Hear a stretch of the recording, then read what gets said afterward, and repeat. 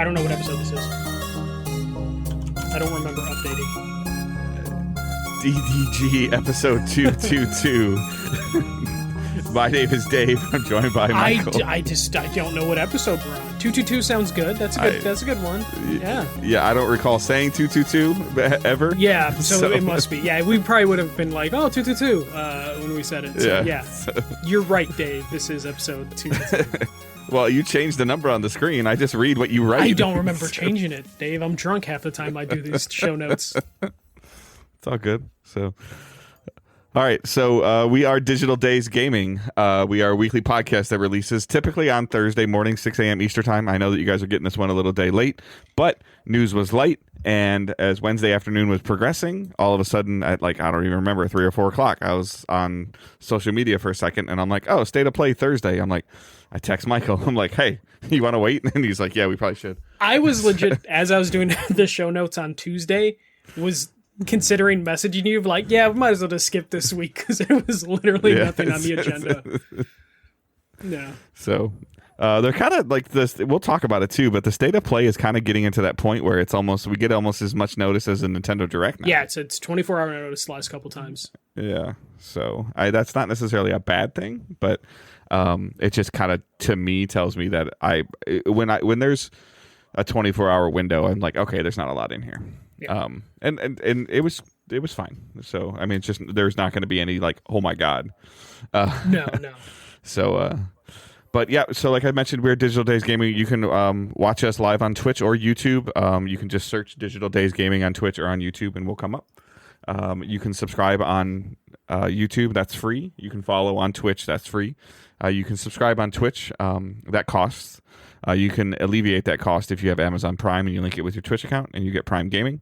You get a free monthly sub that does not auto-renew. So thank you to those that continuously and consistently re-up their sub. But just, we don't have to be live if it's some way that you want to support us. I know a lot of you have Amazon Prime.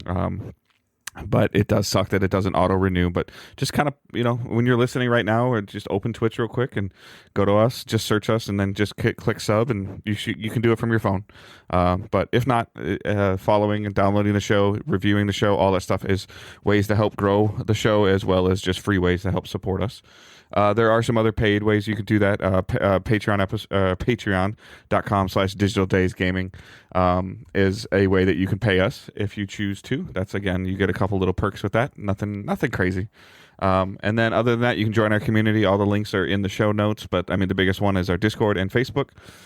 You can check out those and join the community and talk games with us. And there's been some interesting conversations happening in the Discord over the time with collections for you and some other people, some college football conversation with the game coming out in like a month and a half, and then just the stuff with Xbox that we talked about last week with their kind of their downfall. And there wasn't much chatter today, but and it's not really news, like super newsworthy, but Sony hasn't had a great 24 hours.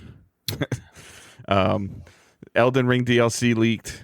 Some people were apparently able to, like, through the PlayStation Now system, were able to play all of the Destiny content that comes out next week. Yeah, I saw that. Elden Ring's not necessarily, but then it leaked through them, right? So, yeah. Yeah, through Sony. They had some bad AI stuff come out. Yeah. And Herman Hulse was doing a shareholder thing where he was kind of talking about, like, their games as a service model of PC releases day and date for service games, and then the single player narrative driven stuff. And to me, and it's not really a new story, we don't have to get into a huge debate about it, but to me, it just didn't sound genuine how he was talking about it. Like, oh, well, we'll put an older game on PC with hopes that they'll buy a PS5. Like, that's not really how a PC game realistically works. It's a long shot. I feel like that was one of those statements, because we'll just talk a little bit now before we get into everything. Yeah. That feels like one of those scenes where I've spoke to Herman before. Mm-hmm. You can tell his personality through his interviews. I feel like that was definitely a company line that he had to push out, because there's no way, like, as connected as he is with games and studios, that he would believe that, like, PC players would make that jump to a new console, because they can't wait the year, 2 years for the release. There's no way that somebody's playing Ghost of Tsushima right now on PC, and then if they announce Ghost of Tsushima 2 in September, that they're like, oh, I'm gonna go buy a PS5. Yeah, I can't wait. That's not how they function. So, and I truly believe in my heart that Sony knows that.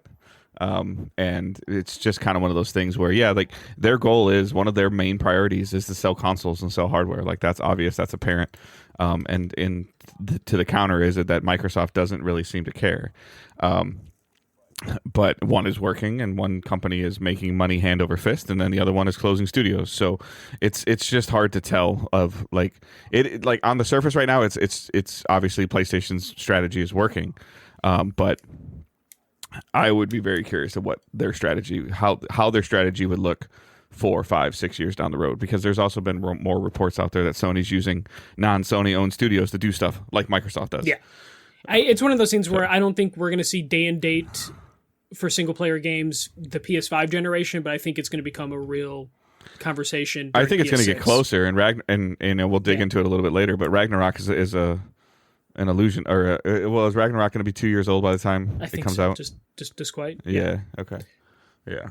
So, but I think it's the beginning of it getting closer, because before we heard like 24 plus months. Mm-hmm. Now this one might technically be under 24 months. Yeah, I think we're getting there as they build up their PC studios, because they really only they have one studio. I think by the end of the PS5 generation, it's going to be within a 6-month window. I think so. I think it's going to slowly get closer. It's a thing that I think I talked about last week, the week before, of it'd be a really good strategy to bookend the year with here's our March release, and then it's for PlayStation, and then here's our December release for that. Or you do it the other way, where it's like, hey, the holiday game is here, and then spring the following year is when you get the release on PC.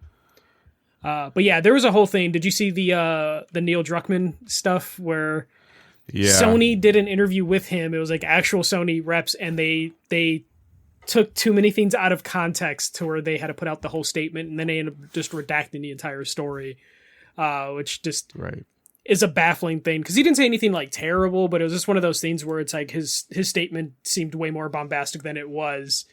This is what happens when creative people talk without handlers. Yeah, no, but the problem is, like, if you look at the actual statement he made, because the day later he was like, here's my actual statement. It was like 3 paragraphs, and that's what happens when you let creators talk. They talk too much, put too much detail in, and then when they needed to break that down in a couple sentences, whoever was in charge of editing. Yeah, that's kind of what I mean, and I guess I didn't really dig into it too much, but like, was this just Druckmann kind of monologuing, or was somebody interviewing Someone was interviewing him, but they let him go off for multiple paragraphs in a monologue. Right, and that's kind of what I was talking about, the brief times that I've had to interview people. Like, I've gotten the neck cut gesture, or I've gotten the literally in the middle of my recording, like, yep, we're not answering that. Yeah. Like, and this is one of those instances. You know, as much as people hate it, you get you and I have done it. Like, okay, hey, cool, we're gonna do an interview.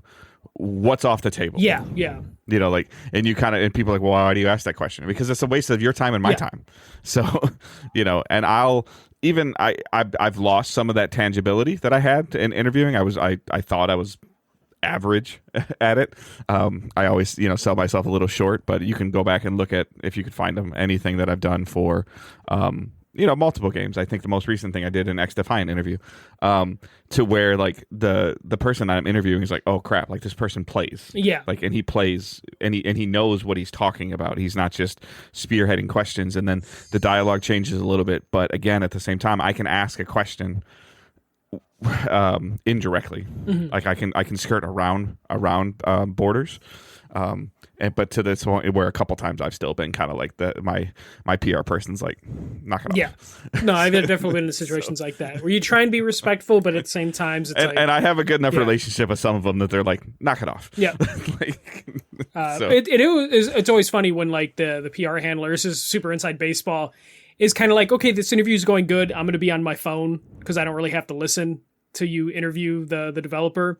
But then as you start skirting around those questions, the phone goes away, and then they're paying attention, getting ready to be able to cut you off at any point when you go too far, or you piqued the developer's interest a little too hard, and they just want to go inside baseball the entire time. That's always fun sort of aspect of interviewing people, and this is one of those things where they let Druckmann go off, and whatever the Sony website was trying to do, they cut it down too much to where he just came across not necessarily bad. It was a weird thing. You'd have to dive into it.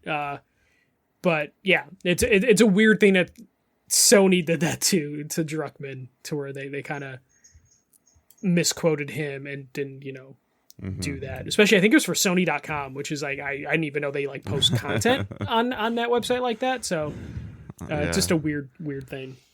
But let's get into some 2 quick news stories before we do a PlayStation State of Play recap. The first one is the first game from Rocksteady co-founders' new studio is reportedly being financed by Microsoft. So 100 Star Games, a studio founded by Sefton Hill and Jamie Walker, have reportedly found their financer, and their first game will be coming to Xbox and PC. The studio is comprised of obviously those 2 and former Rocksteady employees. Apparently a fair amount of ex-Rocksteady employees, which makes sense if you think about it, based on how Suicide Squad turned out. And this is basically, they're working on some sort of action game, and it's going to be for Xbox and PC. And whatever they have shown off, it was enough for Microsoft to throw the money down to be like, hey, console exclusive potentially, and also, your finances are secure. Work on your vision. Dave, thoughts on Microsoft grabbing studios outside, or like working with studios outside of their grand fucking Xbox Studios library? Microsoft desperately needs reasons to play on their platforms, like desperately right now. Desperately. We know that they need a game cadence, and they need an exclusive, like their version of an exclusive game cadence. You and I have been talking about this for years. Like, this problem gets fixed with releases. Whatever you want to talk about, Mike, I don't care if you could release 6 games in a year and 2 of them are fantastic, 2 of them are average, and 2 of them are trash, and you're fine. Yeah. So they need to increase their cadence. I don't blame this studio for, like what they just went through, because these 2 were there through this. We don't want to do Suicide Squad, and they were told to do Suicide Squad. Yeah, they bailed out like less if you than believe a year those rumors from Suicide Squad's release. And I'm sure that they were pitching their game to Sony and to Xbox, and Xbox said, "Hey, what's it going to take to make it only for you to just work with us, to be a second party studio for them for this game?" And I immediately want, like I've been saying for a long time, I want Ninja Turtles. Yeah. Like, they go into any room and they're like, "Hey, you remember the Arkham games? Oh yeah, those are amazing. Yeah, I did that." Yeah, it's one of those things where like your dream could come true, because as we've found out over the last year or so, Nickelodeon is willing to like work. Yeah. I think Nickelodeon just owns the Turtles now, but like they're fine licensing out the Turtles to any studio that wants to work with them, for better or worse. Right. So the idea that like if Microsoft wanted to go that route, they could. They also can go the Marvel route, since Marvel's handing out that license pretty thoroughly. So I can see them trying to stick in that realm. And especially if this studio wants to work with a license, the only way they can get the money for that is to partner with like a publisher like Microsoft. And the thing that sucks the most is I would assume that DC is out, because DC's got that attachment to Warner Brothers. They're former Warner Brothers. I want to make a Superman game, which I think would be awesome. Yeah. But to be honest with you, until you started talking about this story, when I skimmed through this story, I read it as Rockstar. Oh yeah. So, well, the Rockstar and then you're like, former employee, right, they left. They also just announced their first game is coming. It's for Rock Studios. It's a pretty good week. Yeah, but this mantra of like, oh, I can be independent and do what I want is not true. Like, we've seen it already immediately with Toys for Bob. You can be independent, but at the same time, you need somebody to bankroll you. Like, you have to, especially if it's so hard to launch a new IP. Yeah, and to your point, if they, like I would buy this game knowing whatever character they tried to create or whatever story I think they tried to make it. But at this point in time in the gaming world, I don't think you can make a new single player IP. Like, I just think people will be like, well, what's that? I think you definitely could. I actually think it's harder to make a multiplayer. It would be game. hard. I think it's harder to make a multiplayer game right now. No. It's harder to make, but to make a new, like, I'll just speak vaguely, like, oh, Super Dude, like, to make a new character and new lore and to tell a unique story that's going to hook people and want them to, and put that on a box cover, on cover art, and put it on a shelf and hope it sells. That's hard. Yeah. Versus Ninja Turtles. Yeah, I mean, it's very genre specific. Like, if it's just like a regular crime or detective game, you can get away with that. But if you're trying to do, if they want to stay in the superhero genre, you have to have a license for that, or you need to do something. And they can't just make, I mean, as much as I thought it'd be amazing to play, they can't just make a blank man game right now. No, you can't do that. You can never do that. I like, this hasn't been confirmed or anything like that, but if they did sign this deal with Microsoft and it is for a licensed game, we'll probably get a teaser at the Xbox press conference. I doubt they have anything to show, but it would be like a logo. It'd just be a if logo. if it is a Superman game or a Ninja Turtles game, you'd get like a logo and an arm. Yeah, that's basically all you would be able to get. Maybe a shoulder, like maybe a boob, like a look at a boob or something. It'd be something random. I mean, see, at least your buddy got my reference to Blink. Yeah. So it is confirmed finally that Activision is making Black Ops 6. We talked about it last week. We were kind of like, probably going to be Black Ops. They went on the whole... It came out like an hour after we stopped recording. Always happens. They did that Mount Rushmore thing or whatever. Oh, God, yeah. That had a lot of controversy because they bought the front page of like USA Today, which confused a shit ton of people, apparently, that still read physical newspapers. But yeah, Black Ops 6 is the next Call of Duty game, and the bigger thing from this is... it is day one Game Pass. So there was no announcement of like tier changes like there were rumors to be. Right. That can still happen, but it is day one Game Pass. So that is huge. That in that like debate that was happening within Microsoft looks like someone won. It had to. Like, it definitely had to, but it is still risky. You're basically going to cannibalize your PC market potentially. You're not going to cannibalize your PlayStation market, but you are going to and the Xbox market just doesn't exist. So I would just be curious about what the long term play is, like how the microtransactions are going to look, how the seasonality is going to look, how the connection to, what's the battle royale that's blanking on me right now? Fortnite? The Warzone. Okay. how it connects to Warzone, because there used to be, at least if I remember correctly, there used to be connectivity There'd between be teasers and like stuff the passes like that, yeah. and the stuff.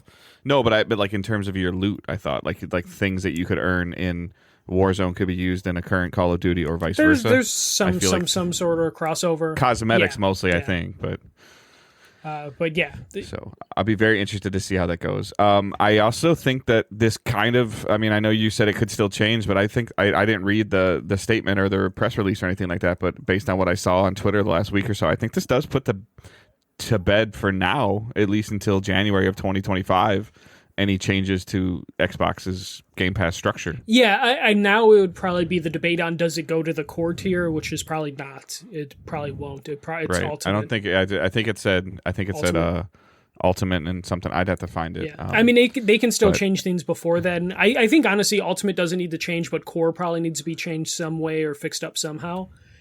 So it's not like too much of a drastic change that should need to happen, but they need to figure out what to do with core, or just consider killing the core tier period and just having Game Pass Ultimate, because I don't think anyone's going to be too pissed like, oh, even if I don't have a PC, I'm getting access to the PC games. Like, no one's going to be pissed about that.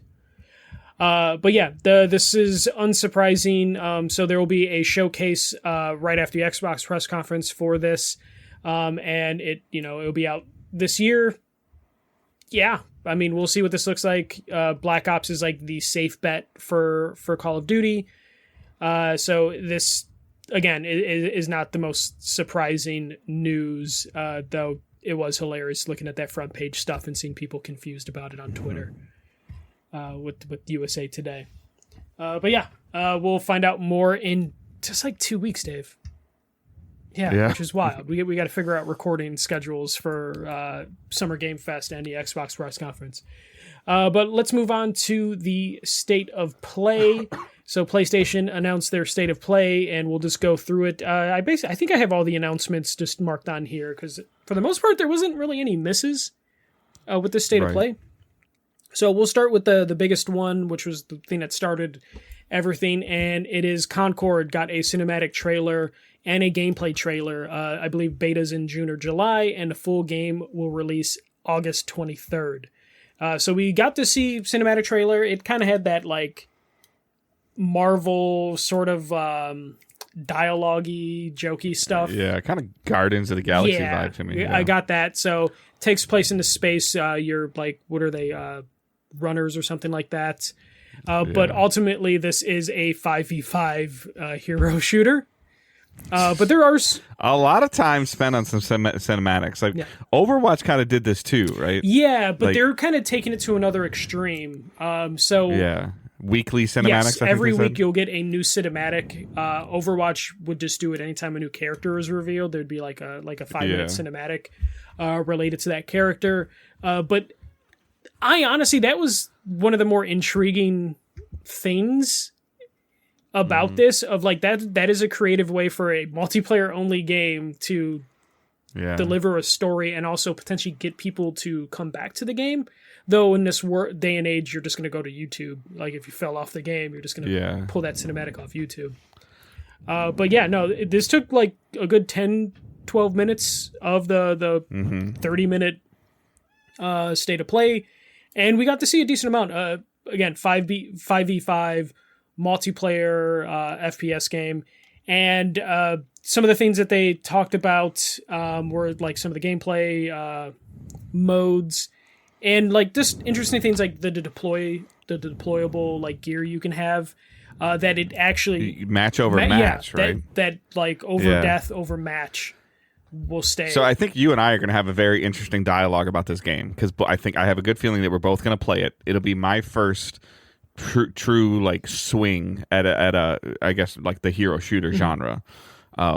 And the reason that I want to swing at it is because there is a lot of former Bungie people working on this game. So the shooting mechanic will probably be amazing. Yeah. And I do think like it being a hero shooter, I did get the Overwatch vibes from it. And I don't know if I quite like that, but they're doing some different things. They talked about like, because deployable gear, you know, we're talking about like health packs, walls, that sort of thing will last, you know, over your death, over your match, you know, round to round sort of thing. That could be pretty big in terms of strategy in how you're playing things, because I'm just so used to games just like, oh, I put this portal down or this health thing down and I'm dead, so it's going to reset so I could do it again. Them adding that little bit of strategy to that potentially, where you'll be able to. It just means that you got to play with a squad. You can't really just play with randoms, but potentially. But I mean, there's probably just going to be a deathmatch mode and stuff like that, and depending on how interesting these mechanics are that are attached to these heroes. Yeah. What did you think about the abilities that they were showing? Like, I mean, I know that like a lot of times, like you and I are like, I really like gunplay and like weapons, but again, I got, at least with the map layouts that I was seeing, I got a lot of Destiny vibe from the map layouts. No, I saw. What is Destiny's multiplayer called again? Crucible. I got Crucible vibes from this. Yeah. I got Overwatch vibes from Apex vibes as well. So it looks like it is like all of that mixed together. Gunplay is the thing I'm probably most interested in, because I'm so used to so many games just having hero mechanics. I mean, they literally had a hero mechanic game revealed or for consoles like 3 trailers after this. So like hero abilities, like the special power stuff, that doesn't really interest me too much, because it's probably I'm probably whatever abilities we see for each character, I will have a Overwatch or Apex character that I can relate that to. Yeah, I guess I was more talking to maybe about like at least what Destiny players call like the neutral game, like out of your ult, like and not building towards your ult, like your grenades. Yeah, that's what I'm most interested in. Is that gunplay going to be good? That's what a lot of these like a lot of the the people that were on that they were talking during this reveal are people that I've had Destiny conversations with in person, like Claude Jerome and Hambrick. Like these guys built the Destiny sandbox for years. And the little bit that I've heard of, I always constantly heard about Overwatch kind of being out of balance. It was a game that constantly needed balancing. Yeah. And that's hero games are like that. Like this will never be able to escape that. Because if you have certain characters with special abilities, they talk specifically how they looked at fighting games and how they made characters match up with other characters. And that can sometimes get into a mess because then that's going to create a meta, which will then create like annoying. Which Destiny has a meta. Yeah, too, but when it comes to hero stuff, it becomes very toxic in terms of like, oh, they have a Hanzo, so you can't play your character. You got to play whatever's the counter. So at its core though, with the stuff that you saw though, with it being 5v5, is there essentially only 5 classes? And then right now, do you think there's only 5 characters? Or I saw more, but they almost looked like more kind of variants of what we already saw. No, so it's going to probably be like Overwatch, where there's like 3 class types. There's healer, or support, DPS, and tank. And then there's 5 characters for each class. It's going to be like that sort of thing. I'm assuming they're going to build around cosmetics, because they have some interesting character designs that cosmetics would really work well off of. Is this free to play? Honestly, I wasn't paying that much. Oh no, they said there's a pre-order bonus you get into the beta, so that would mean that you're paying for this. I would assume is how that's going to work. I guess I could check after the state of play today. I guess I could check if it's on the store. No, pre-orders start in June, I believe. So like a lot of their stuff, they said like pre-orders starting in June, which is a little weird that it's just like, we're waiting for pre-orders. But I guess they don't want people talking about price for certain stuff, because they also did that with Astro Bot, where it's like, hey, pre-order start in June, and everyone's wondering like, how much is Astro going to cost, because it was free last time. So I don't know how they're going to handle that price wise. I would hope you go the Overwatch route, which is like the $40 price tag, right? $40 to $50 tag for the first Overwatch at least, especially if there's going to be competitions in this space this year alone. And then you season it too, right? You have like season passes that they can earn in-game currency for, or drop like $10 to $12 on, right? Yeah, and then you can earn different cosmetics and stuff like that. Hopefully they don't make the mistake Overwatch 2 did of like you're unlocking new characters with your Battle Pass, Season Pass. Because again, you're going to need a lot of content to keep this game going, especially with the amount of competition that there is. But I have to say, August 23rd as a release date is a really smart release date for this. Yep, it's a great time. You imagine Call of Duty is going to be October, so it's a good couple months for people to get stuck on this game and not maybe make that jump to Call of Duty. Especially this year, you're going to have a lot of like PlayStation fans that are going to be like, fuck Call of Duty, because it's day one on Game Pass for free. Or there's enough time to be like, hey, it's time to take a little break from Concord. Oh, Call of Duty's out. Okay, you play Call of Duty till Thanksgiving, and then your buddies jump back on Concord on holiday And then break, especially if, Concord keeps like the cinematics every week for several weeks, it could be one of those ones where it's like, oh, you know what, I haven't checked into Concord in a couple weeks, and then you have like, hey, here's like 5 weeks worth of cinematics for you to catch up on, and hopefully that gets you enough to be like, hey, I care about these characters. Yeah. It looked great, and I was surprised at the turnaround time from, like, we just talked last week or 2 weeks ago on their earnings where they said it's coming out this year, and I think we all said August, September, but without seeing it, we didn't know what it was. Yeah, that's what we It's a very quick is August, September. Yeah, it's a very, very quick turnaround. I'll be very curious of how the beta feels. Yeah, this is going to be... This game looked good. I don't know if the characters and stuff like that I liked, because it felt very generic, like we've seen this before, character personality wise. But this is going to be one of those games where it could either do really well or it disappears. Like, I don't know if there's an in between for this. But do you care from a first person shooter standpoint? I think a lot of people do care, but like what he looks like when you're playing. No, I don't care too much how it looks when it's playing, but I'm just talking about like, if you're going to make cinematics like a weekly thing, am I going to care about the characters? Yeah, I got you. Yeah. That sort of thing. Do you think there's going to be any variety of guns? I think so. I think you're going to get variety from character to character. I don't think you're going to be able to... Okay. You're not picking up the healer's gun sort of thing if this is a true like hero thing. Like, your gun's going to be specific to your class, or guns are specific to your class. Right. But that's all I could tell from that. But there's going to be a beta like a month or two before this game comes out. And I will probably bite the bullet and do the pre-order for it, just for science purposes. It's a very tight window from beta to launch, though. Very, Which very shows tight. me confidence in like what. Or concern, like because then if it comes out and or the beta's rough, they're like, oh, this is coming out in a month. I think because this is like PlayStation's like, Helldivers is his own bucket for me. This is Helldivers is second party. They own Firewalk. Yeah, so Sony owns Firewalk. I would imagine this is more of a confidence move of like, let's just get this out. I hope it is. I hate being the devil's advocate on this kind of stuff, but a lot of times when these betas and alphas, like in the Ubisoft world, were so close to launch, it just didn't result well. Yeah. XDefiant's kind of define Nozats a little bit, kind of. It's doing well. It's doing really well. So, like, maybe they can learn from that. And also, this is one of those things where an August release date means it'll give time for XDefiant to cool down, which it will cool down. All multiplayer games do. Yep. And again, it's got a couple months before Call of Duty comes out. So it's got a window to succeed. Kudos to Sony, though, leading the show with this. Yeah. Like, and giving it a significant 40% of the time. 35, 30, 40%. Like, if it was 15. Yeah. So smart move for them to put this first. Because I don't know if it was big enough to be like the showstopper. Or, correct. So it's good that they put it like in the front.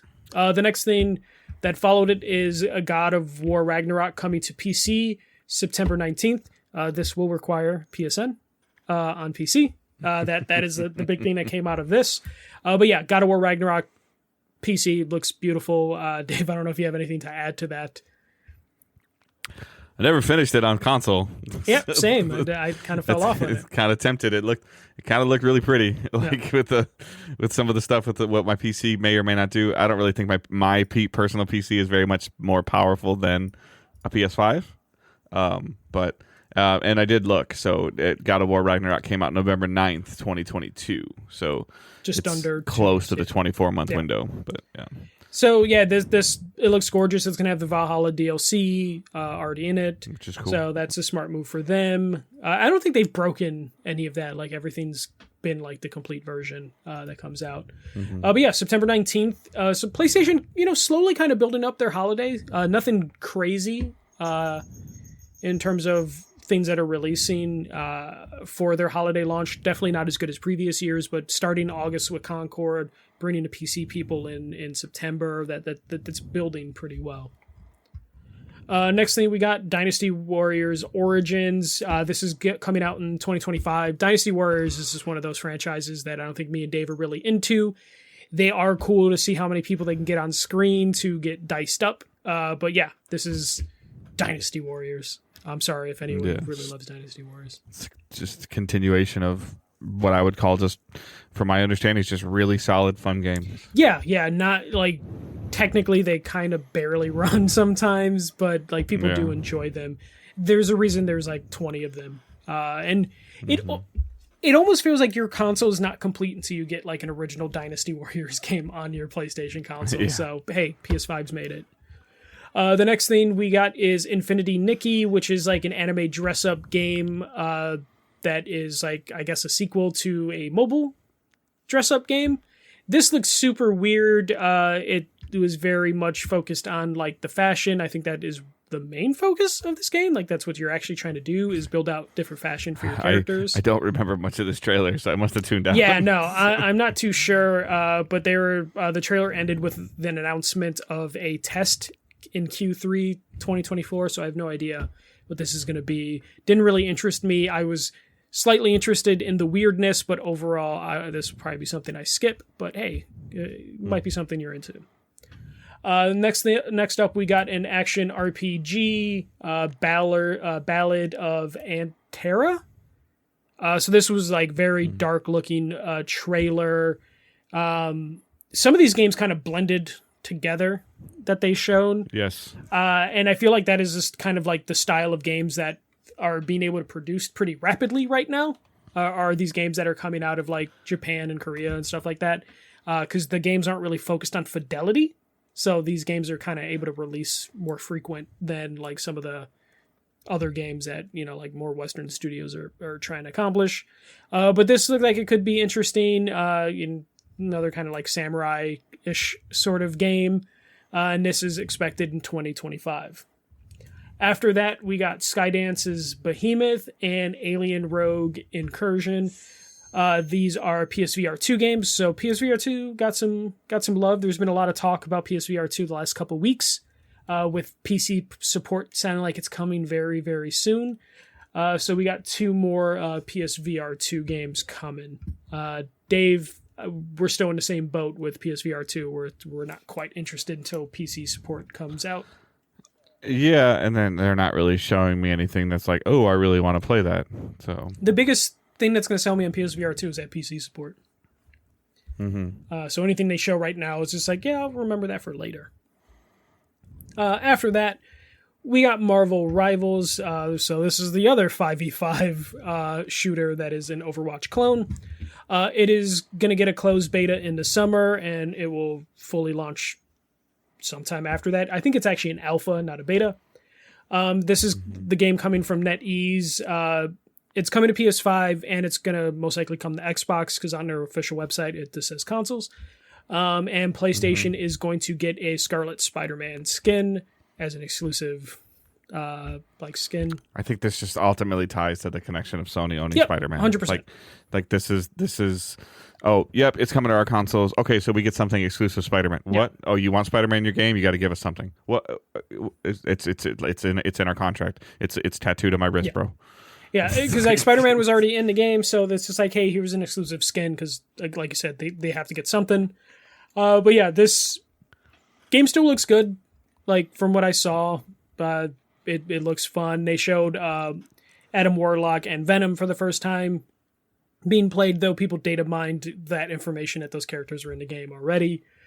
I'm looking forward to getting my hands on this game when it comes to consoles and at beta or alpha, because it could be fun. This could be the thing that like throws Concord for a loop, especially the alpha beta are going to be happening around the same time.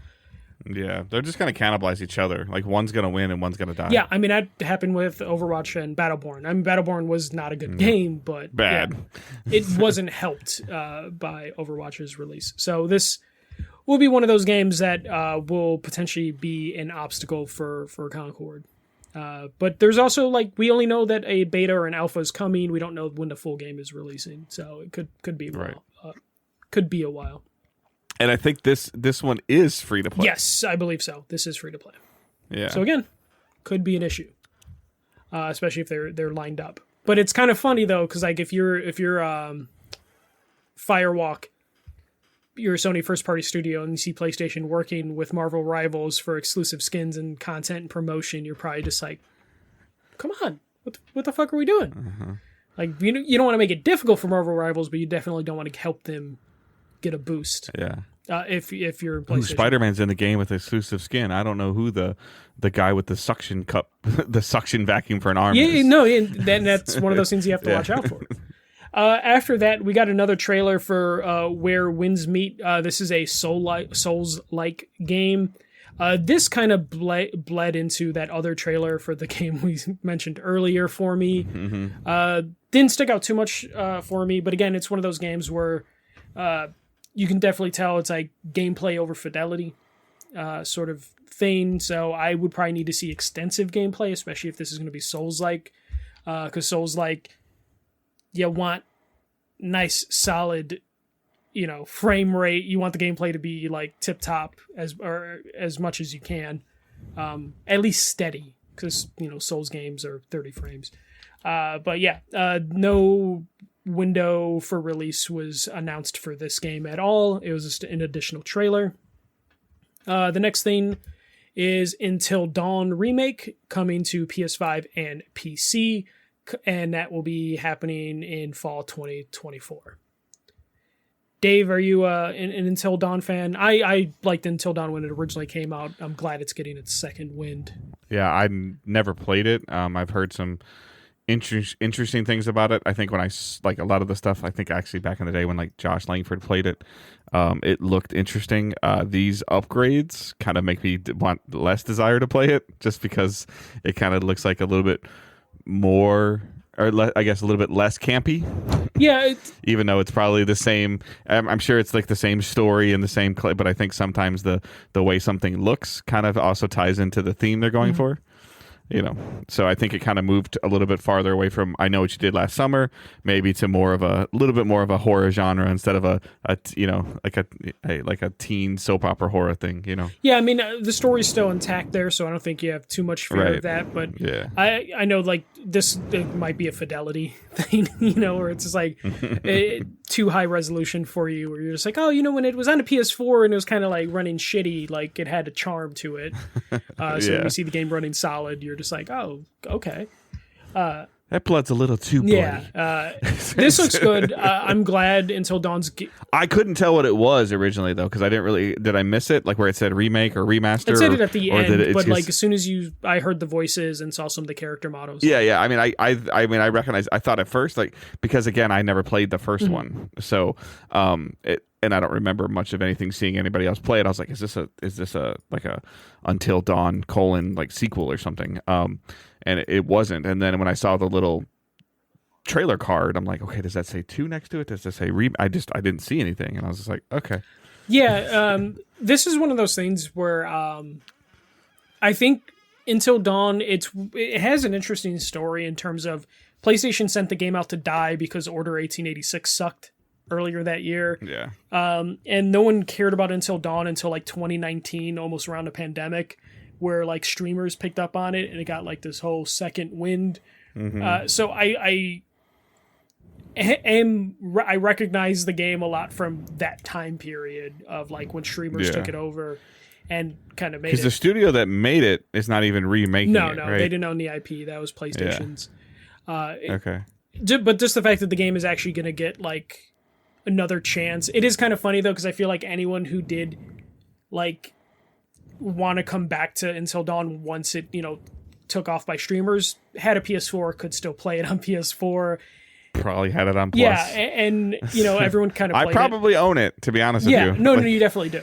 And it's just kind of funny from the aspect of like, this is almost feels like PlayStation being like, fuck, we could have cashed in when people were playing this 5 years after it released, and now they're finally cashing in by re-releasing it as like a full priced product on PS5, even though you could just take your PS4 disc or PS4 download and play it on your PS5. But coming out PC day one is a good move for that, because this game will probably be fun as hell modded with all the wacky things you can do on PC. So I imagine turn the main villain into Chucky. Yeah, you could do so many random things, and I think that's where like PC players already played this game. Or not, or streamers already played this game once and probably played it to death, and now they're going to get another chance to do it on PC with mods, and it's going to get a whole another life just from that. It'd be something cool. They kind of went away from it. I haven't been paying enough attention to it, but it'd be kind of cool sometimes when you kind of let chat dictate like what kind of happens in the game. Sometimes when like some games had a stream mode where like even if you're hidden, like you can still make the guy find you. So I think if they could figure that out, but it's probably too hard in this kind of game. But those games are always kind of interesting when you can mess with I believe with the streamer. The original studio that made Until Dawn, their other games, the Dark Pictures anthology, I believe they built those aspects into it. So it would be like Ballistic Moon, I believe, is the developers of this one. It'd be a matter of like how much time and resources they get to like, do something like that. And can you make it work when you're streaming from PS5 as well as? Is it a Twitch connection, or is it a PC? You know what's funny though? I remember there were some PS4 games that had Twitch integration that they could affect. I do too. So it's something that's still. What was it like? Dead Nation at one point in time, you could send stuff. I believe you could Dead send Nation, extra waves something or something like that. And then there's a couple other horror games that had that ability. So we know the technology exists on console. Yeah, I missed some of those small touches. I never got to experience any of them, but I guess like Alien, the Alien Predator game or whatever, like that was bad on PlayStation. It could hear your like making, if you made personal noise, like your your actual, if you had a mic set up, if you gasped, like the controller picked it up or something. Yeah, there's a couple of like indie games that came out on PlayStation that also had the ability of like, hey, the microphone will be picked up if you have your microphone on, and that stuff was always kind of cool. It never works perfectly, but when it does work, it's really cool. The next thing we saw was Path of Exile 2. It's going to get early access release later this year. And this is going to have like couch co-op, cross progression across consoles and everything. This is an isometric RPG. Honestly, Dave, I saw this and I was like, I'm fine moving on. It looks good. Doesn't look bad. I think PlayStation supports keyboard and mouse now for some games, so I think this is kind of cool. I think you can PS5 now supports keyboard and mouse. It's always so this is has, I believe. Yeah, but this definitely screams keyboard and mouse to me. But so after that, we got Silent Hill 2 Remake launching October 8th. We got a good, nice extended trailer. And then right after the State of Play, Konami on their YouTube channel had a Silent Hill transmission that dove a little bit deeper. So we got to at least see a better look at like the character models and a decent amount of gameplay for this. The game looks good from the gameplay perspective, but I thought the character models didn't look great. Some of like the faces seemed off and like just some of the movement. I don't know. It's hard to explain. Yeah, it gave me some Resident Evil 3 vibes. Yeah, but not necessarily like the good like remake vibes. Right. I don't know. No, like original. Oh, okay, yeah. It was just like in that initial like when like the guy and a girl are talking, it just felt like their shoulders and arms were just kind of weird and like too boxy moving. It just didn't look natural. It looked natural in gameplay when they're moving, but something in the cutscenes just made them not look too good. This is obviously like Bloober's biggest game that they've ever made, and they're working within the constraints of like we're remaking a classic. So this is going to be a tough sell for a lot of people. As someone who's not the biggest Silent Hill fan, I this didn't really do anything to sell me. Or I like Silent Hill, but I'm just not really interested in like replaying Silent Hill. I don't know if this did anything to sell me on it like day one, as opposed to like waiting on it. So I need to catch the transmission. I didn't get to watch that just to see if anything would sell me on it. Gameplay wise, it looked good. Like that flowed pretty nice. It's just something about like that initial cutscene just didn't do anything for me. I guess it kind of, and I don't play them enough to speak on this. Maybe you can speak on it a little bit better than I can. But like, is there a replayability to this horror genre? You know, like do you want to play through would you want to play through Until Dawn again 4 years later just because it looks better? Would you want to play Silent Hill because like Silent Hill 2's been out, correct? Since the PS1. Like, yeah, so I don't. So Until Dawn at least has different choices you can make. You can have different people survive. Yeah. So that has like a significant amount of replayability. What makes Silent Hill 2, the OG Silent Hill 2, replayable is it's a classic. And it's one of those things where you're not going to get a different ending or anything like that, or at least I don't think. But it is like, at the time, it was perfection for the genre. And that carries replayability for years to come. But for 20 years? It has, yeah. There's people that play that game, like, yearly. I know, like, one of our friends, like, plays this game yearly, holds their original copy, like it's very important. But is he gonna play this game, this remake, day one? Yeah, they will. And it's gonna be, that's gonna be the most critical person playing this game day one. Are the people that love the first Silent Hill 2. And I think Silent Hill 2 might have been a PS2 game, now that I think about it. But this is... It's still over 15, 20 years old. So this is one of those sort of games, these remakes that are very difficult to do and pull off because people... This is a no-win. This is like Dead Space remake. Yeah, but even that... Similar. Like, even that is different because, like, there are people that haven't played this game in 15, 20 years... that have an idea of how that game looked and felt that is completely wrong. You know, because you're just thinking back to the nostalgic times. So you're going to have those people that are going to be like, oh, this is janky, or why'd the story go in that route? This sucks. And it's going to be like, well, no, that the story goes in the same route it did back in the day. It's janky like it was back in the day. You just have a different perspective. Take off your rose-colored glasses. Yeah, and that's going to be the tricky thing for this remake is already going into it. People weren't happy with the studio that was making it because, you know, it's a studio that kind of pulls the same trick over and over again. So you're going to have that like tilt going against it, and then you're gonna have people that are battling nostalgia, and then you're gonna have people that do replay the game like every year for Halloween, who were just like, no, it's not the same, it's not perfect like it was before. But I also, like, my question ultimately comes down to, like we've talked about for years, is this going to move new player units? Probably. Yeah, I think it will. It's just a matter of like how many people out there. Yeah, like, is my 25-year-old son going to go buy this? And when Silent Hill 2 came out before he was honestly, born? if they get the right streamers, because it's a horror game coming out in October, so like they're doing everything they can to like get this to. I just feel like this has headlines all over. Konami disappointed with sale ratio. I mean, honestly, that's probably inevitable. But also, I think that's also a reason they gave it the Bloober team to probably keep that cost down. It's like, hey, the studio's not that big, therefore they're not going to cost as much money to pay them to make this. And there's things that Konami probably did to dampen that blow when they come out and say like it didn't sell well or didn't meet the expectations.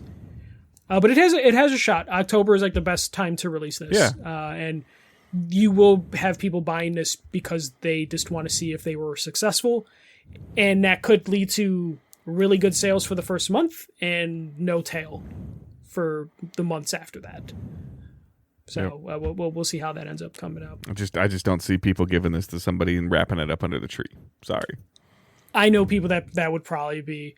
This is one of those things where someone will end up getting it for their significant other, like, hey, I got that game that you played as a kid and you didn't know it was remade. Or like a parent buying it for the kid of like, this was my game back then. Fuck that Five Nights at Freddy bullshit. It's like me coming home in the middle of July and Angela going, hey, I was at the store and I saw college football on the shelf. I bought it for you. And this will be one of those things, especially like you might have someone who is like, hey, you like Five Nights or whatever horror game's popular. Yeah. Let me show you Silent Hill 2, and their kid's like, this game looks like shit because they're playing the original Silent 2. And then this remake comes out and you're like, well, hey, I'm taking away some of that. Play this one that works with dual analog. Yeah. It's one of those things. It's like, hey, this has better rumble. This has haptics. Yeah. Before anybody comes at me, the PS2 had dual analog. I know that. Leave me alone. But it could be one of those things where this will be an introduction to the younger generation who couldn't get into Silent Hill because it's an old game. It's obviously jarring enough conversation between you and I that we're spending almost as much time on this as Concord. Yeah. So. But we'll move on. After that, we got Monster Hunter Wilds. This was some story, some gameplay, pretty decent trailer. This is still coming in 2025. There is some save file bonuses for people that have Worlds and Iceborne. I believe it was the other one. Yes. It was. Iceborne was attached to Worlds, but it was like a separate. Like it got its own disc like release too, but it was an expansion. Yeah. Monster Hunter World was one of those games that neither one of us expected to like really dive into. Yeah. So how excited are you for Worlds? It held my attention for about 90 days. This looks cool. For me, this game 100% comes down to who of my core group of friends that I play games with is getting it. And if they can fix what I remember to be a very, very clunky multiplayer experience. Yeah, just like, okay, I posted the job. The joining up. Yeah. Are you far enough? Are you far enough through the game? Are you at the same spot? Like, this is kind of that terrible co-op experience of like, oh, well, you can play with me, but you won't progress. Like, not to that extent, but it's like, I'm 2 missions ahead of you. You can't play with me. I can't go back and play with you. Yeah. The worst part about it was, like, it's a clipboard, right? It was like a bulletin board. It was a you had to say, play job with me. posting, and then you'd be like, "Oh, I'm on that mission. Oh, it's like cool. I just finished that mission. Let me join you, or let me join your game." And it's like, I can't join you. Why? Oh, I didn't watch the cutscene yet. Sort of like weirdness like that. I have imagined it's Monster Hunter still going to have some of that stuff, but I'm hoping there'll be at least some stuff they can break away from that. But this looks good. This will probably be a day one. This will probably be the thing that triggers me into getting a second PS5. Because me and Sarah played a lot of Monster Hunter Worlds. Well, maybe the Pro will be up by Hopefully. then. I mean, someone in our Discord pointed out that there might be a Pro teaser in the Astro Bot trailer. Which I ended up watching and zooming in multiple times to be like, God damn it, you might be right. See, Brandon, you got him. He might be right.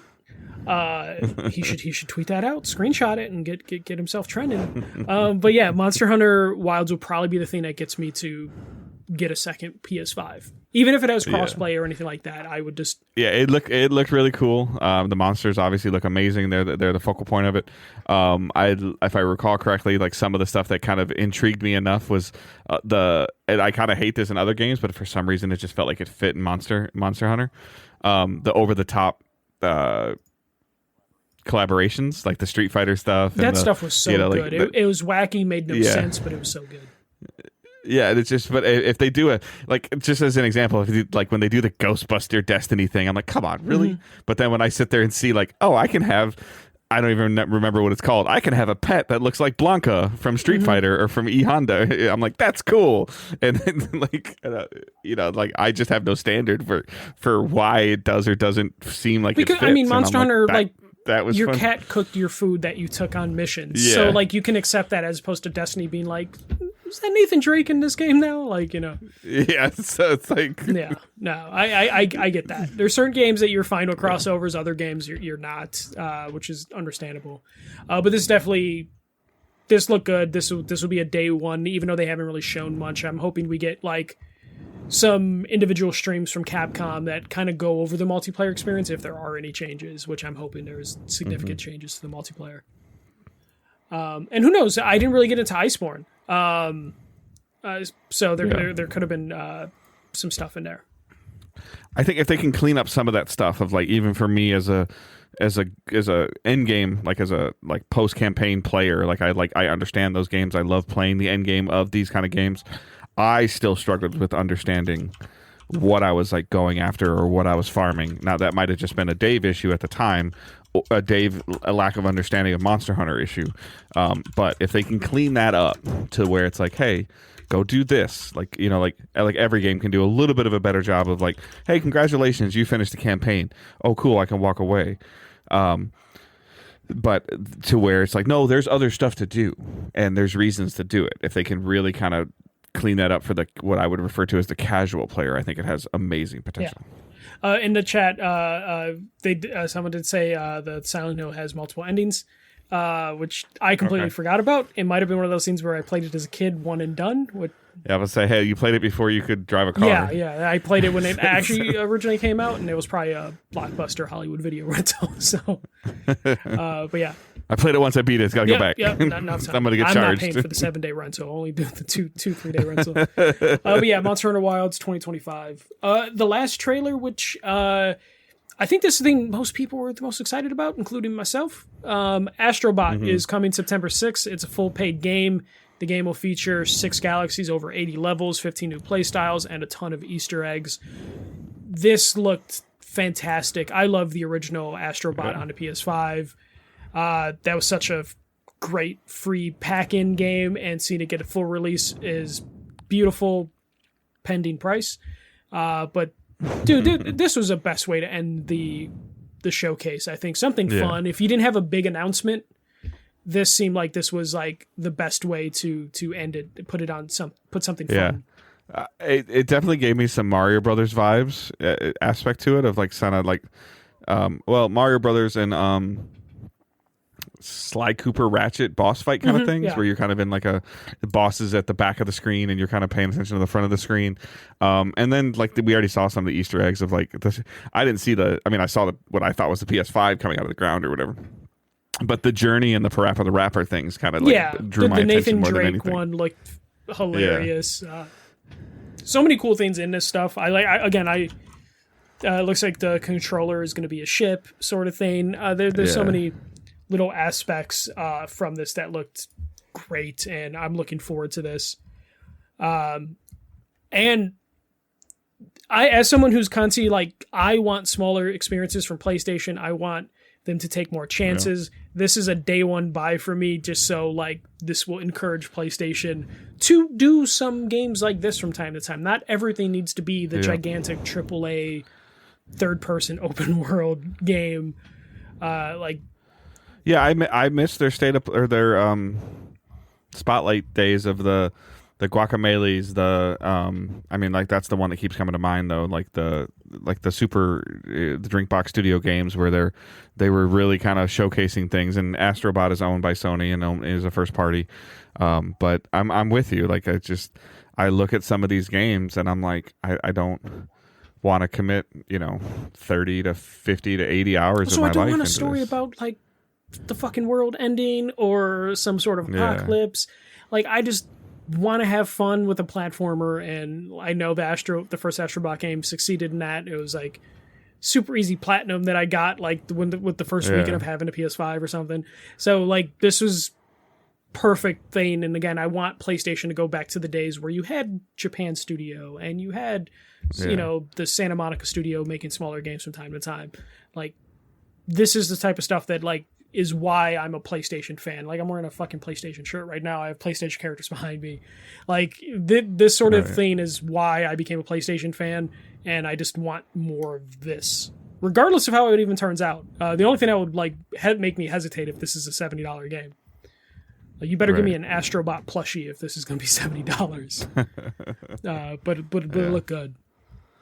And it was one of those things where there were so many like things in a trailer. I can't wait to watch someone break this trailer down. It was only like 2 minutes, but I'm sure there's someone who's going to spot every single Easter egg. Because like the PS5's accounts is a spaceship for some of the bad guys. You're flying on your controller.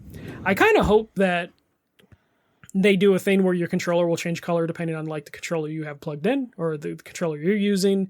It'd be cool if that ship would change based on which PS5 you have, whether it's the slim model, the original, or if the Pro comes out. There's so many cool things that like they could do with this game, and based on that first Astro Bot game, I know they're capable of doing. So this is one of those things where like this was a proper way to end this, and it is kind of crazy that like this made the state of play worth it. And I'm sure there's a lot of people that are upset that there weren't bigger games announced at the state of play. But for me, this was perfect. Mm-hmm.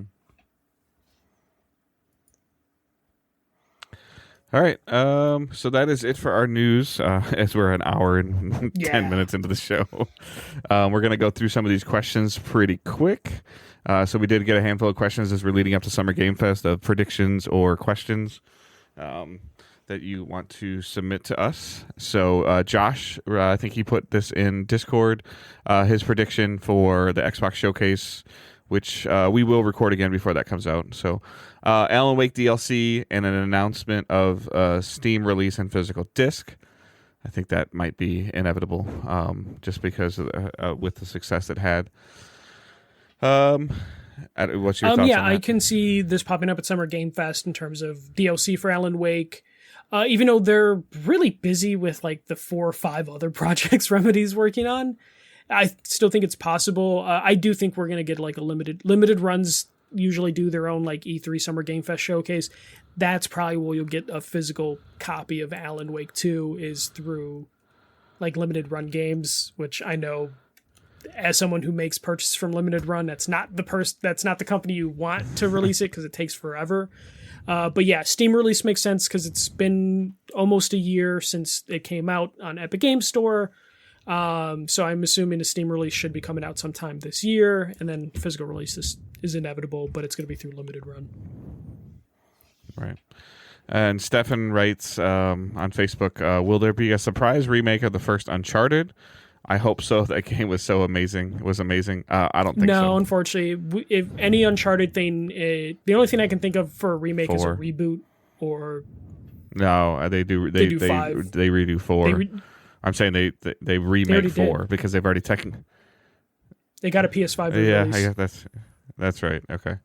I was thinking the Legacy Collection only had 1, 2, and 3 in it. No, that's the Nathan Drake Collection. The Nathan Drake Collection, yeah. I think the only thing Uncharted we get is a Uncharted 5, and that might not be from Naughty Dog. Right, it wouldn't be. It would be so not based on what Druckmann rambled about. It'd be Ready at Dawn. Right, Ready at Dawn. Yeah. No. Who's the Days Gone? Is it Ready at Dawn? Bend. Yeah, it would be from Bend most likely, and I don't know how I feel about that. Yeah. Hassan writes in, will we ever hear anything from Santa Monica Studios? Could be the next God of War entry-ish, or is it just too soon? The speculation is that Sony's going to have their showcase in September. Now, especially with State of Play being when they did theirs. So I would think that we know that Cory Barlog is not working on God of War anymore, and he's working on something else. And yeah, years and years ago, there was a sci-fi game that was canceled by Sony Santa Monica. I don't know if this is still that same game or a rehash of that game. There's a potential that we could see like a very early onset of that, but if I had to guess, if we see anything for it this year, it's still a 2027 game. Yeah, I almost feel like we might not get a showcase at all. I kind of hope PlayStation just kind of does away with the showcase title and just makes everything a state of play so people don't go into it. Well, they got to announce the Pro. Yeah, but I almost feel like that would be a separate sort of thing. Now, also, that could be a, depending on when they want to release it. A blog post. Yeah, I mean, based on how they announce some stuff sometimes. But it's one of those things where, like, I kind of hope PlayStation does away with the showcase thing so people don't go in a state of plays expecting it to suck. Like, just make every showcase a state of play. But yeah, I think if we do get the Cory Barlog game, that's going to probably be one of those things where it's going to be several years away. I would almost imagine we get a God of War game before we get that thing, since we know they're kind of like a 2-game studio now. But yeah, I could see a God of War Lost Legacy style thing though with Atreus. Yeah, especially where Ragnarok ended. If you looked up spoilers, there's stuff you can do with God of War, and I would imagine if you're PlayStation right now, you might be like, do we risk a new IP or do we just do more God of War? And I would imagine they're just kind of like leaning to just do more God of War. But again, whatever happens, it's going to be 2027, 2028 for any of that stuff. Because now games take 5 to 7 years. I think I got the people mixed up. This was Josh in Facebook that asked a question about the Alan Wake DLC, and then there's this Mr. Dimmadome is Josh to me. Oh no, yeah, it's still another Josh. So yeah. Okay, yeah. So he writes this one he posted in the Discord. He's like, so this is kind of a loaded four question kind of thing. In regards to Xbox, what does Xbox need to do at its showcase to restore confidence in its player base, which seems to be at its lowest point since 2013? I honestly, I think they need to do similar to what they did last year, but a little bit better. Of here are 10 games coming out in the next 6 months, and here are all the dates of these games. Yeah, they need to spend the first half hour talking about the games that are coming out this year. And then the second half hour needs to be the games that are coming out next year. And don't go beyond next year. Don't say Elder Scrolls 2029. Don't say in development. Like at this point in time, like you need to focus on the here and the now. You need to come across like you have a fucking plan. And you're not just throwing darts at the IP board. Like you need to be focused and be like, hey, we are launching the games we said we're going to launch this year. And they honestly they need to shadow drop one or two things, small things. They need to be small, but you also have to like. I don't want to see any more Obsidian announcements. I want to see Avowed. Right. Like I don't want like they did Obsidian the last couple years where Obsidian announced like 4 games. It's like don't do that. And I don't want to see any more Flight Simulator stuff or Forza. You're gonna get that new Flight Simulator is coming out this year, so you're gonna get that. You're gonna get a new Forza. Sorry, Dave. But that's at least something consistent they can release. So like that's something they need. I know, I get it. But we know it's coming. We know it's going to look like. We know it's going to play like. Like talk about the stuff that people are, talk about a reason for somebody to go. I'm going to go. Like I want somebody to walk. I want people to walk away from that showcase, or friends to tell them, hey, go watch this showcase because this is why you either need to go get a Series X. Or you need to get. I would say you need Flight Simulator, you need Forza in there because that would be part of like these are games we can put a release date on, so then you can say there's one more game that we know is coming, as opposed to what their previous plan was, where it's like shit, maybe in 5 years we'll make this game. Like they need to hit things, and also I almost feel like this might not be the place to do it, but there's a couple projects at Xbox that we don't know if they're still alive. Talking about you, Perfect Dark. This might be the spot where you either confirm that it's still working, is still happening, or you talk about the studio doing something different. Yeah. Because there's too many like things that are hanging over Xbox right now. But just release these games. Like get these games out. Outer Worlds 2, Avowed, Hellblade's out now. Indiana Jones. Whatever. Yeah, Indiana Jones will be out hopefully. Whatever like what's Psychonauts 2 studio doing next? That needs to be in the next like 12 months. Like these studios that you purchased, removing Bethesda from the equation, removing Activision from the equation.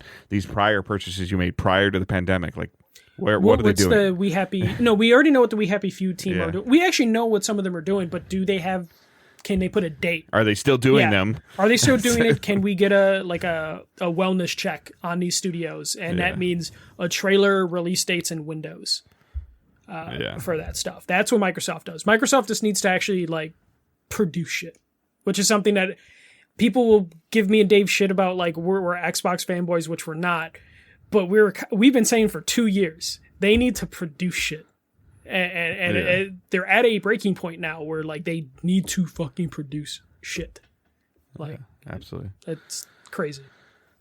So and then he continues in the Discord. Rumors suggest that some Xbox gamers are launching on PlayStation. Does Xbox acknowledge this at the showcase or later? How would you do it given the backlash from the small games being announced earlier this year? If I'm Phil Spencer in the Xbox team, I just don't talk about it. I'm the opposite. But go on. I just think you just release him. Like he's kind of already said what he said like 2 months ago of like there's a select few things of games where we feel like they've served their purpose on our platforms and we're trying to grow that base, and that's what we're doing with these games. Yeah. And I think specifically, if you know it's coming to PlayStation day one, fucking say it. Don't say, and other consoles, or don't mention it. Literally be like, and coming to PlayStation, Nintendo Switch, or whatever. You say that. Yeah, I agree with that. Like if you show a trailer for the Outer Worlds 2, like put the PlayStation logo on there. You can still put the Game Pass tag on it, but you acknowledge that you're putting this stuff on multi-platform stuff. But I guess what I'm talking about is if they're going to release Hellblade 2 on PlayStation, I don't think that warrants Phil Spencer talking about it. No. Unless Hellblade 2 was really successful and you want to be like, hey, Hellblade 2 had this many people playing day one, and also we're going to bring the PlayStation fans in on this starting whenever the fuck that would be. Yeah, I'm just using that as like an example. Like they're selling well because, like we see like how well Xbox games are doing on PlayStation because the install base is so large. So it is what it is. It's you're leaving money on the table. It's the same philosophy I have with Sony getting their single player narrative games on PC sooner. Like you're leaving money on the table. We saw the success of Ghost of Tsushima 2 on PC. How much more potential success would that have been if it did day and date on console and on PC? Not that would have been a thing back then when Ghost came out. But is that enough to offset the possibility of potential loss of console sales, but a significant increase of software sales? Like that's the part that we'll never really know the answer to. So, and then he's short one here. Do we see Gear 6? I don't think I think we do. The Coalition have not produced anything.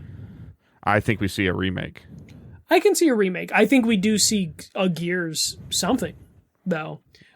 I agree with that. I don't think it's But I don't think we're going to... If we're getting a remake, we're getting a full from the ground up remake of Gears. Yeah. We're not getting like a compilation, here's Gears 1, 2, and 3 together.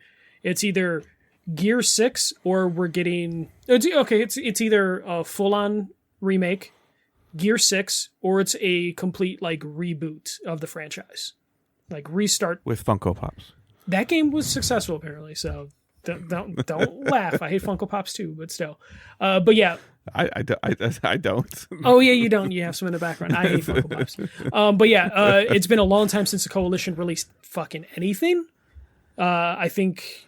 Yeah. God, was it Gears Tactics in 2020 according to their wiki? Apparently they helped on Infinite and Matrix Awakens, but like it's been a long time for the Coalition, so this is definitely time for them to do something with Gears. And this is what Xbox needs. Is like, hey, remember the franchise you used to love? We can still make those games. Like we haven't abandoned them for Bethesda. I get Activision. It. Yeah.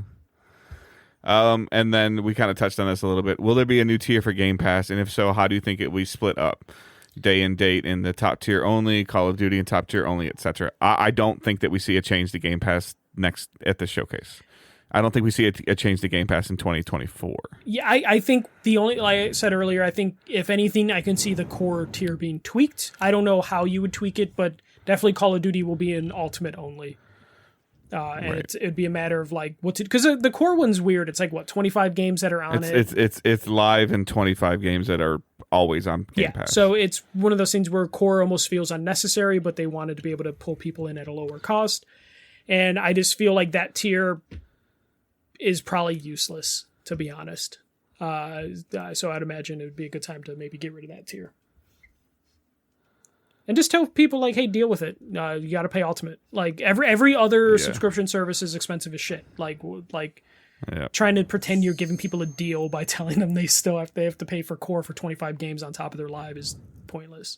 Yeah. All right, and our last question of the night is from Grey Ghost. This is a you question. So, will there be a Dragon Age gameplay reveal and launch date? Before you answer, though, do we even know, is EA talking? They're not. They're not Summer Game currently Pass? on the calendar. Okay. So I think we get a trailer for Dragon Age. Like Keeley gets a trailer. Yes, for Summer Game Fest. I can also see it at Xbox. Partnership. Okay. Agreed. We're not getting a release date. That will be saved for the Game Awards. So we will get a trailer for it. So that means it's not coming out this year. I think it's going to be a spring game. Okay. I think it's like a March, April game. But yeah, I think we get a trailer, nothing big, no gameplay.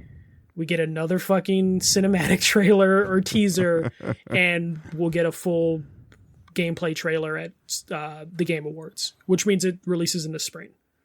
Unless EA announces randomly that they're doing one. I pulled up the Summer Game Fest calendar. Ubisoft just announced, I think they just dated their forward or just started talking about it again, although I feel like they dated it like 2 months ago. Yeah, let me pull up the Summer Game Fest calendar, but I'm pretty sure someone had tweeted out earlier that like there were 40 showcases last year and there's only 25 on the calendar currently for this year. Okay. We're 7 days away from Summer Game Fest. What? Yeah, it's May 30th, buddy. Jesus Christ. Okay. Yeah, I don't. So it goes 30-31-1, just so you know. Yeah. And it all starts on the 6th or 7th, right? Yeah, it starts on the 7th. So yeah. I don't see EA on the calendar just yet, but EA is also big enough that they could be like, I think they've done it in July before, so. Oh yeah. You're right. So or they also can come out like on June 6th and say, "Hey, we're going to do a showcase on June 9th at 8 p.m. Yeah, we're at Games Fest. Here's our showcase. Yeah. So, yeah. Dragon Age will eventually come out. There was a bunch of leaks of gameplay like 2 months ago. It looked like it could be interesting, and it looks like it's well enough in development that we should be getting something this year, reveal-wise. Sure. You'll just be disappointed. We'll make your bingo card and we'll just put Dragon Age all over it. Fucking BioWare fans, man. Just gotta deal with it. All right, so that is our show. Those are our questions. That's our stuff for this week. As we're getting ramped up into Game Pass, like we just mentioned, please send us questions, suggestions, predictions of what you want to see, what you hope to see. Like we can have a conversation around it, and that's always fun and intriguing. We will try. Michael and I will try to get our ducks in a row and maybe put some time frames on some stuff, and maybe we'll put out a little schedule of a tentative schedule of our plans. News dependent, obviously. Like if somebody does a showcase that's amazing that we didn't think was going to be amazing, we'll do something. If somebody does something that like, oh, we're going to record after the Ubisoft Forward, and I'm not picking on Ubisoft when I say this, we're like, and then at the end of it, Michael texted me like, yeah, we don't even need to do that. I will put this out there now. There likely won't be an episode Thursday since Summer Game Fest is next Friday. We might need to figure out something that way because. Oh, so you're almost talking about taking off next week in general, because everything's going to be a couple days at least for next week, because we might have to record either Friday night or Saturday night so we can cover Summer Game Fest. Because I got you. Okay. There is going to be no news dropping Tuesday, Wednesday with Summer Game Fest on Friday, and then. So you're talking about possibly recording on Friday the 7th. Potentially, we'll have to see how things go. Okay. But not seeing any reason to record on the 4th or the 5th. Yeah, basically. Yeah. Gotcha. So we'll figure that stuff out. You guys don't have to worry about that. Which is fine with me because there's Destiny stuff to play. But also like Xbox showcases that Sunday, so it's just like it's gonna be hard juggling all that, but we'll figure it out. Might just be a super long episode that we record Sunday, or we do the reverse and we just run down here for half an hour and dip. Potential. Do what like Gamer Tag Radio does. Episode 12, 7 minutes. Episode 13, 25 minutes. I love Danny, but sometimes he just interview. Gotta episode get that 20. You want to hit that episode number? You do it. But yeah, you can follow us on Twitter. The main account is at Digital Days Pod. Michael's account is at the first MJC. You can see him tweet about Mountain Dew cans and it blow up. 250,000 people. My Twitter was fucking broken. Like, I could not do shit on Twitter. I almost was going to text you, like, do I need to go to the store for you and look for cans? Nope, only needed 3 bottles, got the bottles, then muted Mountain Dew on Twitter. Okay. Unless they want to sponsor. I was a Mountain Dew influencer and Final Fantasy 14 influencer for like a weekend. It was weird. You can follow myself at Good Dave Hunt. Our Facebook group and Discord server are linked in the show notes, and Patreon is linked in the show notes as well. So keep an eye on the socials and on the Discord. I need to do a better job of updating the Discord because Michael does an amazing job of updating Twitter and Facebook, and I'm supposed to be the Discord guy. So I got to do a better job of just copying and pasting his stuff and put it in the Discord just to keep people apprised of what's going on. I probably just need to make like a podcast channel that starts to like auto upload whenever like the show gets posted and everything like that, just for everybody's sanity. Wyatt, if you're out there somewhere, I need your help with that Discord. I might see if we could just get a link it to YouTube, so when it goes live, it's a watch party thing. Yep. We'll figure that out. I have our producer is will be on summer break in 14 days, so she can start producing more. She can start training herself on Discord better.